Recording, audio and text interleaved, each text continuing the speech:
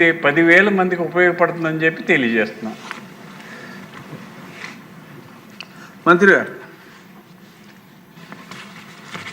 అధ్యక్ష, 2014-19లో ముఖ్యమంత్రి గారి యొక్క ఆదేశం ప్రకారం ఆ రోజు ప్రతి పేదవాడికి మంచి ఇల్లు ఇవ్వాలనే ఉద్దేశంతో 7,01,480 ఇళ్ళు యాక్చువల్గా శాంక్షన్ చేశాం.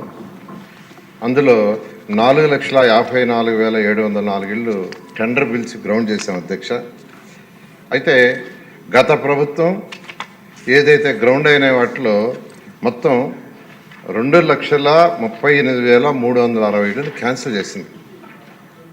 అంటే మా మీద కోపం ఉండొచ్చు కానీ ప్రజల మీద కోపం ఉండకూడదు. కానీ పేదలు నిరుపేదలకు ఇచ్చే చక్కటి ఇళ్ళు 2,38,360 ఇళ్ళు క్యాన్సిల్ చేసి 2,61,640 కడతామని నిర్ణయించారు.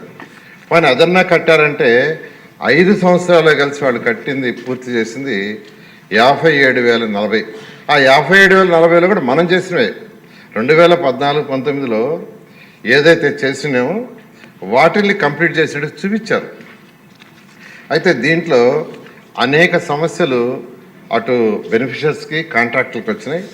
అయితే ఇందాక సభ్యులు అడిగినట్టుగా ఈ టిట్కో హౌసెస్ దగ్గర కేవలం ఇల్లు కట్టి వదిలేయటమే కాదు, చక్కటి ఫెసిలిటీస్ అని ముఖ్యమంత్రి గారు ఆదేశిస్తే అక్కడ చక్కగా roads, water lines, closed drains, septage treatment plants, lights, అవే కాదు అధ్యక్ష, అక్కడ పార్కు, ఆ బిల్డింగ్లో లిఫ్ట్ ఫెసిలిటీ కూడా ఇచ్చాం. లిఫ్ట్ పెట్టదు అధ్యక్ష.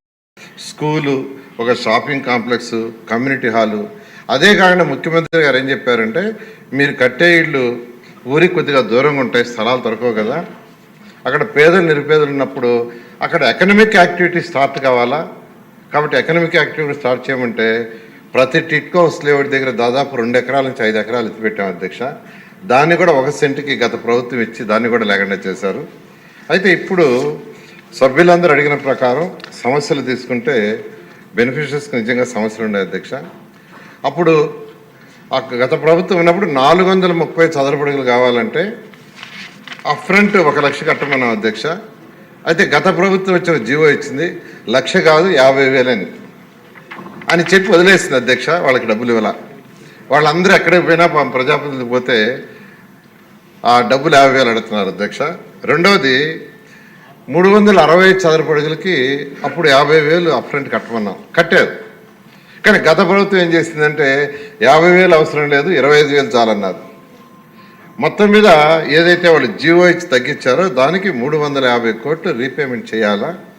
జీవో ఇచ్చి వదిలేస్తారు కానీ వాళ్ళకి రీపేమెంట్ చేయలేదు అధ్యక్ష. దాన్నే ఈరోజు సభ్యులు మన ఎక్కడికి పోయినా టిట్కో హౌస్ దగ్గర పోయినా పట్టుకుంటాను, నేను పోయినా పట్టుకుంటాను అధ్యక్ష. నేను పోయినా యాక్చువల్గా మా డబ్బులు ఎప్పుడు రిటర్న్ ఇస్తారు, ఇంతకాలం అయిందని. గత ప్రభుత్వం చేసిన అవకతవకలు, ఫైనాన్షియల్ ప్లానింగ్ లేకుండా జీవోలు ఇచ్చేసి గాలికి వదిలేసి ప్రజలను ఇబ్బంది పెట్టింది అధ్యక్ష. అదేవిధంగా మరొక సమస్య అధ్యక్ష, ఇల్లు ఇవ్వకుండానే వాళ్ళ మీద లోన్ రైజ్ చేసినారు అధ్యక్ష. మొత్తం 77,606 మంది మీద 77,606 మంది మీద 2,275 కోట్లు రైజ్ చేసింది. 2,275 కోట్లు. ఇందులో 40,570 మందికి అసలు ఇల్లు ఇవ్వాల. లోన్ రైజ్ చేసింది 77,600 మంది మీద. వాళ్ళలో 40,570 మందికి ఇల్లు ఇవ్వలేదు. వాళ్ళకి ఈఎంఐలు వస్తున్నాయి, వాళ్ళు ఎన్పి అవుతుంది వాళ్ళ అకౌంట్స్. ఇప్పుడు యాక్చువల్గా మనం కంప్లీట్ చేయాలని బ్యాంకులోకి పోతే బ్యాంక్ వాళ్ళు మీరు కూడా అగ్రిమెంట్లో ఉండారు కాబట్టి ఆ డబ్బులు కట్టమని కూర్చున్నారు. అయితే ఎవరికైతే ఇల్లు ఇవ్వకుండా బ్యాంక్ లోన్ రైజ్ చేశారో అది కట్టడానికి ముఖ్యమంత్రి గారు అడిగాం. 140 కోట్లు యాక్చువల్గా ముఖ్యమంత్రి గారు శాంక్షన్ చేశారు. ఎందుకంటే 140 కోట్లు ఫస్ట్ బ్యాంక్కి కడితే వాళ్ళ యొక్క అకౌంట్స్ ఎన్పి కావు, దానికి శాంక్షన్ చేశారు. ఆ ఫైల్ ఆల్మోస్ట్ ఫైనాన్స్ టెక్నికల్గా చిన్న ఇష్యూలో ఫైనాన్షియల్ డిపార్ట్మెంట్ మా డిపార్ట్మెంట్ వస్తుంది, అది కూడా వారంలో కంప్లీట్ అవుతుంది. అది ఇవ్వగానే ఆ యొక్క 140 కోట్లు కట్టడం జరుగుతుంది అధ్యక్ష. Interest and instalment interest and instalment అంటే ఇల్లే ఇవ్వకుండా లోన్ ఎలాగా ఉంటుందండి? కట్నం ఇల్లు జప్తు చేసుకోమన్నాడు అనుకోండి, అతని పేరు మీద ఇల్లే ఏం లేదు లేదు, బ్యాంక్ వాళ్ళకి ఏం లేదు అధ్యక్ష. అయితే ట్రైపార్టీ అగ్రిమెంట్ గవర్నమెంట్ ఉంది, పేదలు నిరుపేదలు వాళ్ళు ఇబ్బంది పెట్టకూడదు కాబట్టి ఇప్పుడు వాళ్ళకి ఇల్లు ఇస్తారు. అయితే వాళ్ళకి ఇల్లు ఇస్తాం అధ్యక్ష. వాళ్ళందరికీ ఎవరికైతే ఉందో వాళ్ళకి ఇల్లు ఇవ్వటం జరుగుతుంది.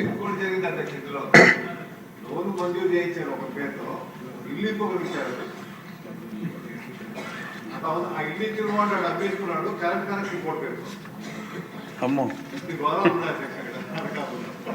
ఇల్లు అధ్యక్ష సభ్యులు చెప్పినట్టు ఏంటంటే కొన్ని క్యాన్సిల్ చేసి వేరే వాళ్ళకి ఇచ్చారు. యాక్చువల్గా దాని మీద కూడా ఎంక్వైరీ చేసి జరుగుతుంది అధ్యక్ష. కొన్ని ఐడెంటిఫై అయినాయి కూడా, ఎవరైతే ఐడెంటిఫై అయినాయో వాళ్ళకి క్యాన్సిల్ చేయమని ఒక జియో నెంబర్ 39 ఇచ్చాం అధ్యక్ష. జియో నెంబర్ 39లో ఇన్ఎలిజిబిలిటీ వాళ్ళకి ఎవరికైనా ఇచ్చుంటే క్యాన్సిల్ చేసి ఎలిజిబిలిటీ వాళ్ళకి ఏమైనా యాక్చువల్గా ఇచ్చాము. అక్కడ ఇన్ఛార్జ్ మంత్రికి యాక్చువల్గా మేజర్గా చేసేటట్టుగా ఇవ్వటం జరిగింది అధ్యక్ష. ఈ విధంగా ఈరోజు వీళ్ళే కాదు అధ్యక్ష, ఇంకా తీసుకుంటే రంగులు, చక్కటి రంగులు వేస్తే రంగులన్నీ మార్చేశారు. పని మార్చారంటే దానికి ఎస్టిమేషన్ వేసి టెండర్ వేసి పిలిచారంటే ఏమీ లేదు, నోటి మాట చెప్పారు, కాంట్రాక్టులు చేశారు. 300 కోట్లు అంటే అధ్యక్ష. ఆ కాంట్రాక్ట్ తిరుగుతున్నారని ఎవరే చెప్పారు, అది ఇవ్వటానికి కుదరదు, చట్టంలో లేదు అని క్లియర్గా చెప్పాను. తర్వాత ఈరోజు ఈ ప్రాజెక్టు కంప్లీట్ చేయాలంటే అధ్యక్ష ఇది ఈ 2,61,640 కంప్లీట్ చేయాలంటే 7,000 కోట్లు కావాలి అధ్యక్ష, అంతా ఇంత కాదు. అయితే ముఖ్యమంత్రి గారు అట్కో ద్వారా లోన్ తీసుకోమన్నారు. 4,460 కోట్లు అట్కో వాళ్ళు శాంక్షన్ చేశారు అధ్యక్ష. అయితే స్టేట్ గవర్నమెంట్ ఎఫ్ఆర్బిఎం లిమిట్లో ఇమీడియట్గా ఇవ్వలేకుండా ఉంది. అయితే ఫైనాన్స్ డిపార్ట్మెంట్ అడిగాం, 500 కోట్లన్నా మీరు ఇవ్వండి అని. వాళ్ళు దాన్ని కూడా వర్కౌట్ చేస్తున్న త్వరలో ఇస్తూ ఉన్నారు. అది అవ్వగానే అన్నీ స్టార్ట్ చేస్తాం. అయితే ముఖ్యమంత్రి గారు ఈ సంవత్సరం జూన్ 12 లోపల 430, 360 కంప్లీట్ చేయమన్నారు.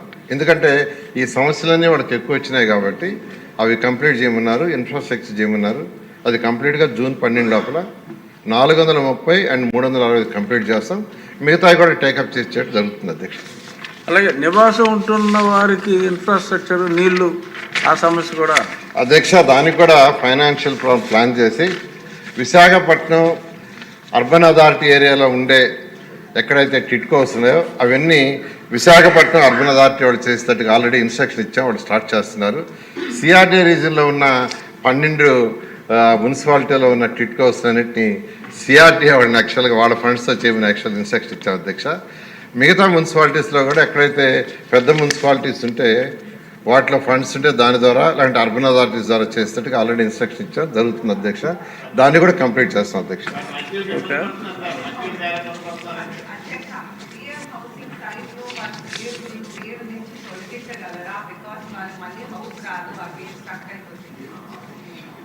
అధ్యక్ష మేడం గారు పిఎంఎస్ సైట్లో ఒకరి పేరు అవి తొలగించగలరని అడిగారు, దాన్ని పరిశీలిస్తాం అధ్యక్ష. ఏది ప్రాబ్లం ఏందో మేడంతోనే మళ్ళీ డిస్కస్ చేసి స్పెసిఫిక్గాను చేయడం జరుగుతుంది అధ్యక్ష. ధన్యవాదాలు మంత్రి.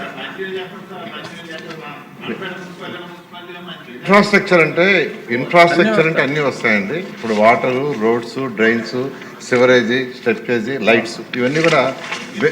అలాగే క్వశ్చన్ నెంబర్ 809 మంత్రి గారు.